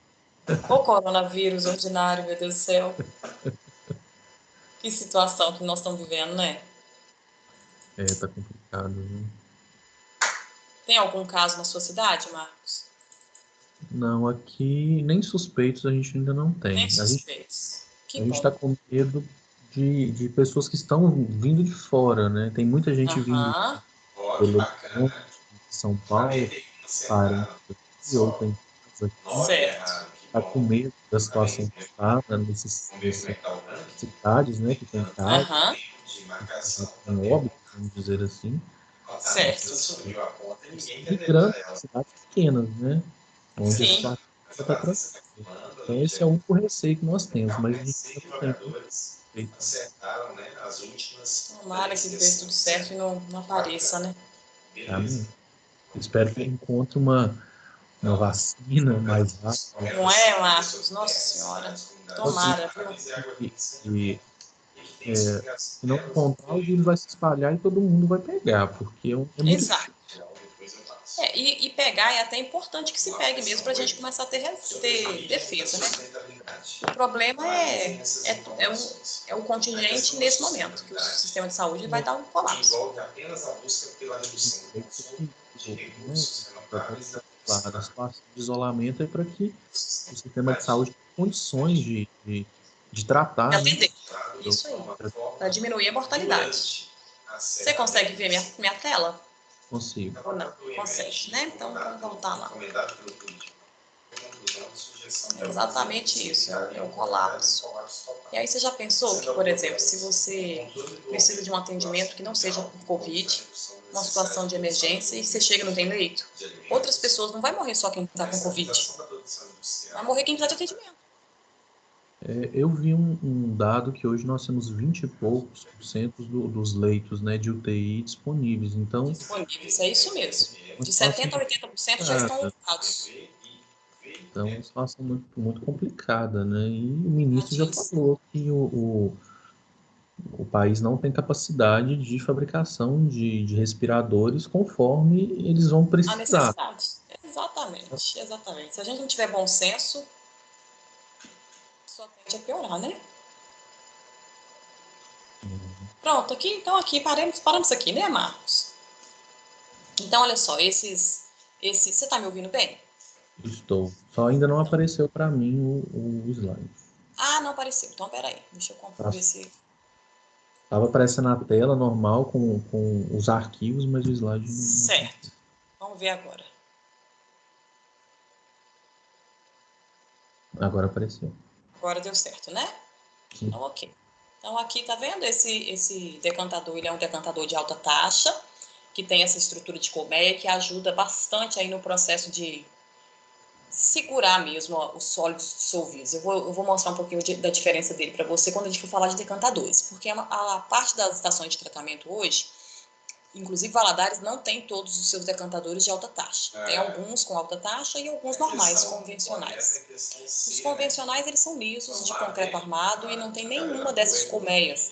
Porque imagina, a água ela vai passar aqui nesse processo, ela vai vir de baixo para cima, tá, Marcos? Porque ela vai ser coletada na calha aqui em cima. Então, ela entra por baixo e vai subindo. Quando ela vai passando dentro dessas colmeias, as partículas sólidas começam a agarrar nessas colmeias. Então, favorece muito como é que eu vou dizer, né? A obstrução desses sólidos para eles não subirem para a água que vai ir direto para o filtro. Quando a gente não tem essa estrutura, aí qualquer movimento da água faz com que o barco que está embaixo seja suspenso, seja revolvido. Então, mas é uma estrutura que é cara, tá? Trabalhar com decantador convencional, de alta taxa, não é barato. Então, o SAI de Valadares não tem todos os decantadores de alta taxa, tem alguns e até uma certa porção deles. O SAAI de Mantena não tem 2 decantadores, os decantadores deles também são decantadores convencionais. Aí dentro da nossa proposta de modernização, nós pensamos em colocar até metade deles essas colmeias, para poder facilitar e melhorar um pouco essa questão da sedimentação, tá? Depois a gente vai falar um pouco sobre isso também. Então, olha só, situações, sedimentação, decantador faz essa coleta por baixo, né, essa entrada por baixo, e flotação é um outro tipo de sedimentação, mas que não, na verdade aqui, Marcos, a água, ou seja, os flocos, eles não vão para baixo. Eles são submetidos a um processo de formação de microbolhas e esses flocos eles sobem para a superfície. Então, olha só, em algumas estações de tratamento, ao invés de ter tanques de decantação, tem tanques de flotação. E na flotação, a água, ela vai, na verdade, assim, os sedimentos, né, os sólidos, os agregados, eles ficam em cima, eles vão para a superfície, a partir desse processo de microbolhas. Então, eles são retirados como se fosse por, como é que eu vou dizer, um exemplo comum, como se fosse por redes, são retirados por cima, tá? E a água sai limpa por baixo. Depois a gente vai falar um pouco disso também. Passando pela flotação ou pela decantação, segue-se por filtro, né? Os filtros, eles podem ser ascendentes, então a água entraria de baixo para cima, o processo de filtragem seria de baixo para cima, ou eles podem ser descendentes, né? A água passaria para o filtro de cima para baixo. No tratamento convencional, são utilizados filtros descendentes, porque permite uma maior carreira de filtração, permite tratar um volume maior, filtrar um volume maior. Os filtros, eles podem ser de camada simples. Quando eles são de camada simples, ó, é só areia, e aqui aqueles seixos rolados, que são pedras, né? E para fazer a cobertura aqui no final. Ou ele pode ser de camada dupla, e quando ele é de camada dupla, ele é uma divisão aqui de antracito, que é carvão, e areia. Depende da qualidade da água também. Os filtros, ó, podem funcionar como filtros rápidos. O que são filtros rápidos? Estações de tratamento convencionais geralmente funcionam com filtros rápidos, que filtram diariamente um grande volume, é por isso que é chamado de filtro rápido. Olha só, o filtro rápido ele consegue filtrar 180 a 360 metros cúbicos. Se 1 metro cúbico é 1.000 litros, né, 1.000 litros por segundo, 1 metro cúbico é 1.000 litros por segundo. Então, pensa, se ele consegue tratar 1 metro cúbico é 1.000 litros, aqui, ó, ele consegue tratar de 180 mil a 360 mil litros por metros cúbicos diariamente, tá? Em termos de volume. Então, é um sistema para unidades de tratamento de grande porte. O SAAI funciona com filtro rápido. Aí tá aqui, né? A operação é descendente, então a água entra aqui e ela vai ser filtrada de cima para baixo. Quando eu for fazer a limpeza, a água vai entrar aqui e vai ser feita a limpeza de baixo para cima, tá? Então, olha só, no caso do fluxo ascendente de funcionamento, se fosse o contrário, né? Se a operação fosse para cima, a limpeza também é para cima, mas se a operação fosse no sentido contrário, a taxa de filtração é menor, 120 metros cúbicos por metro quadrado por dia. Então, por que esses parâmetros são importantes? Se você for pensar em fazer o dimensionamento de uma estação de tratamento para algum lugar, se você for contratado, você vai pensar, dependendo da quantidade de volume, qual que é a vazão que você vai precisar tratar, você vai pensar se você precisa de um filtro rápido ou se você pode usar um filtro lento, um filtro ascendente. Agora, se você for usar filtro ascendente, você tem que obedecer esse critério aqui. Você não pode filtrar mais do que 120 metros cúbicos, metros quadrados por dia, porque isso aqui é parâmetro de norma técnica, tá? Nós vamos falar sobre isso também quando for falar de filtro. Então, geralmente, né, eu tenho uma calha coletora, coleta água, o sentido de filtração é de cima para baixo. Então, aqui vai ter o leito filtrante, seria, por exemplo, areia. Aqui são aqueles seixos rolados, né, que são aquelas pedras. E aí, é claro, se eu tenho que fazer uma limpeza ascendente, né, no sentido contrário, ele tem um fundo falso, todo filtro ele tem um fundo falso. E aí, quando eu precisar água filtrada, ela vai sair para cá, ó. Agora, quando eu fechar essa torneira aqui de água filtrada, eu fecho. Então, não estou mais usando, eu paro o meu processo de filtração. Quando eu quiser lavar, eu vou fazer a lavagem por aqui, a retrolavagem. Aí a água vem para esse fundo falso e ela vai subir para fazer a limpeza dessas unidades, dos leitos filtrantes. Gente, vocês estão colando, é isso mesmo? Né? Estou ouvindo vocês aqui, falando. Ó, filtros lentos funcionam com uma vazão bem pequena, por isso que é para baixas, né? Baixa vazão, pouca disponibilidade hídrica. Poxa, mas também geralmente filtro lento é para uma água de excelente qualidade. Nós vamos fazer aí a filtragem de 3 a 6 metros cúbicos por metros quadrados por dia. Então, olha a proporção disso. O SAAI trata hoje 1 metro cúbico por segundo, 1000 litros por segundo. Aqui, ó, é de 3 a 6 metros cúbicos, ou seja, 3 a 6 mil litros de água por dia, tá? Ser tratado diariamente. Então, são sistemas aí para pequenas comunidades. Não, sei, tô brincando, sabe? A limpeza periódica é feita de 6 em 6 meses ou em 1 ano. E aí tem esses tanques grandes. E aqui também é um modelinho de filtro, né? Um exemplo aí similar. Aqui tem a camada de suporte, que são as pedras, e aqui o leito filtrante. O que pode ganhar, hein, gente? A desinfecção. Então, o processo de desinfecção é destruir os organismos, né? Eu consigo fazer a desinfecção usando cloro, usando peróxido de hidrogênio, usando ozônio, por calor, por radiação. O mais usado é o cloro, tá? Via de regra, né? Uso porque baixo custo, fácil manuseio. Então, utiliza-se muito o cloro. A dosagem, né, varia conforme a faixa de pH. A Leidiane e a Patrícia é estimado aí 5 miligramas por litro, próximas, né? Ou 1 miligrama por litro como a faixa mínima. Então, eu posso ter o mínimo ou o máximo. E a concentração de cloro residual, que é o resíduo que fica na estação, né, nas redes de distribuição, o resíduo não pode ser superior a 2,5 miligramas por litro. Então, isso aqui também, cloro residual, é um parâmetro de portaria. Tá? Se dentro da rede de distribuição esse cloro tiver maior do que esse parâmetro, essa água também não pode ser ofertada, ela precisa ser corrigida. Fluoretação é flúor, né, para prevenir cárie dentária. Quais são os principais compostos? Né? Fluoreto de sódio, silicofluoreto de sódio ou ácido fluorsilício também. Dosagem recomendada 1 miligrama por litro. Isso aqui é seríssimo, porque o excesso de flúor, ao invés de tratar a cárie dentária, ele causa uma doença chamada fluorose. Então, o flúor, ele ainda é mais problemático do que o cloro, tá? Um pouquinho a mais de cloro a gente consegue passar isso, a estação de tratamento consegue rever, consegue corrigir, mas o flúor, ele é mais problemático para a saúde. Então, olha só, em termos de característica, Marcos, um sistema de abastecimento, ele precisa prezar pela qualidade, que é oferecer água, né, livre de micro-organismos, dentro dos padrões de potabilidade, e ele também tem que oferecer água em quantidade. O que quer dizer isso? No sistema de tratamento, quando ele é eficaz, ele tem que tratar uma água com qualidade e ele tem que oferecer uma quantidade que atenda toda a população. E, às vezes, a quantidade pode ser um impedimento, quando a gente está, por exemplo, nos períodos de seca. Quantas vezes, né, algumas estações de tratamento precisam fazer revezamento de dias, né, para bairros, porque a quantidade no período de seca pode ser comprometida. Cobertura, né? Então, olha só, a água, ela precisa estar disponível para a população dentro dos padrões de qualidade. É preciso ter continuidade, ou seja, a água precisa ser ofertada para a gente 24 horas por dia, durante toda a semana. Custo, tratamento de água para ser eficaz tem que ter custo razoável, que permita que todo mundo tenha acesso, porque nós não pagamos pela água, a gente paga o tratamento, então esse tratamento ele tem que ser acessível. E controle operacional, né? É preciso que o sistema ele consiga permitir e assegurar aí, ó, um controle do seu funcionamento com qualidade e com segurança. Tá? E aí a gente fecha, assim, essa parte de discussão, era mesmo para a gente falar um pouquinho dessas características, do que a norma técnica pede, do que naturalmente tem numa estação de tratamento.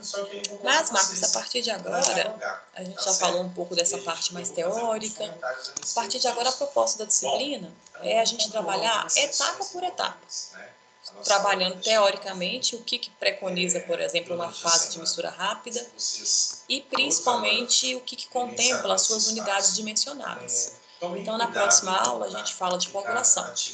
E aí, falando de coagulação, eu gostaria que você, se possível fosse, antes de a gente ter a aula, que você lesse na norma técnica a parte da mistura rápida. É pequenininho, uma página e meia. Você está com ela aí? Se você tiver, passa o outro. Você vai marcar. Isso, essa aí. Você vai passar e vai ver mistura rápida. 5.8 é o item dela, se eu não me engano. Quando você, se você puder, você vai fazer uma leitura simples da parte da mistura rápida, porque aí na medida em que eu for trabalhando essa estrutura com você, aquilo que você tiver dúvida, a gente vai tratando, sabe? Ou também eu posso passar, a gente faz a aula de coagulação, e aí nós vamos ter que recorrer, você vai ter que recorrer, nós vamos fazer, aí nós vamos dimensionar, na próxima aula eu já vou falar da coagulação e já vou apresentar os parâmetros, tá? São 14 cálculos que a gente faz para dimensionar uma calha, por exemplo. Aline, como é que eu vou construir uma unidade de mistura rápida? Primeira coisa que você vai ter que saber é qual que é a vazão que você vai atender, tá, Marcos? E a vazão, ela vai ser pensada conforme o consumo per capita, né? Você tem uma população de X pessoas, você vai fazer o cálculo da per capita para atender X pessoas. Então, tem uma fórmula, vou falar sobre ela, de per capita para você fazer cálculo. Então, olha só, para eu atender 200 mil pessoas, a minha per capita é X, então a minha vazão, consequentemente, ela tem que ser X. E a partir dessa vazão, Marcos, é que a gente vai projetar a calha baixa. A calha baixa, ela já tem parâmetro, como é que eu vou dizer, parametrizado, quais são quantos pés, quantas polegadas que vão atender cada uma dessas quantidades, por exemplo. Uma calha que vai oferecer 1.000 litros por segundo, 1 metro cúbico por segundo, qual que seria as dimensões que ela tem que ter? Isso já está tabelado. Então, a gente precisa primeiro identificar a vazão.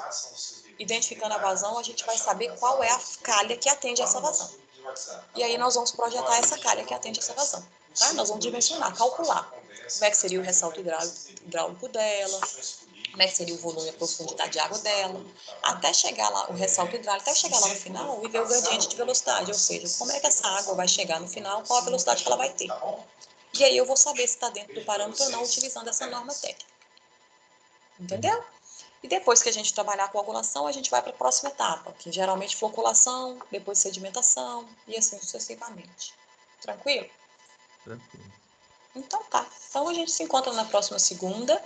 Na próxima segunda-feira, que é dimensionamento, aí eu vou bem devagar, porque aí eu vou apresentar os cálculos, e aí como a gente consegue, né? Na verdade eu tenho só 3 alunos nessa disciplina, por enquanto, matriculados, então dá para até habilitar o microfone de vocês, e a gente vai tirando dúvida aqui mesmo, falando, porque eu acho que é mais prático, e eu vou apresentar os cálculos e eu quero que vocês vão fazendo, que aí se der gargalo a gente vai trocando ideia e vai refazendo.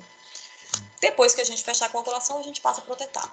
Tá? Então, na próxima aula, eu vou dar aula, vou apresentar os cálculos, vou demonstrar as fórmulas e a gente já vai calcular alguns indicadores. Tá bom? Então, tá. Então, até segunda-feira, se Deus quiser. Né? Até segunda não, né? A gente se encontra ainda na quinta, né? Na quinta, na micro. Então, tá bom. Então, deu certo, funcionou legal, né? Aqui. Sim, graças a Deus. Aí o link é o mesmo, né? Sempre da aula de segunda tá na primeira aula, é só acessar e eu vou estar aqui às 19 horas a gente começa. Tá bom? Então tá, eu te agradeço, tá, Marcos? Boa semana para você, né? Nós estamos começando, boa semana de aula. Você tá tendo aula quais os dias mesmo? Você tem comigo na quinta, na segunda, mas você tem outro dia, não tem? Amanhã eu tenho resistência dos materiais, que eu estou pagando. Uhum. E na quarta eu estou fazendo hidráulica e hidrometria com o Marlon.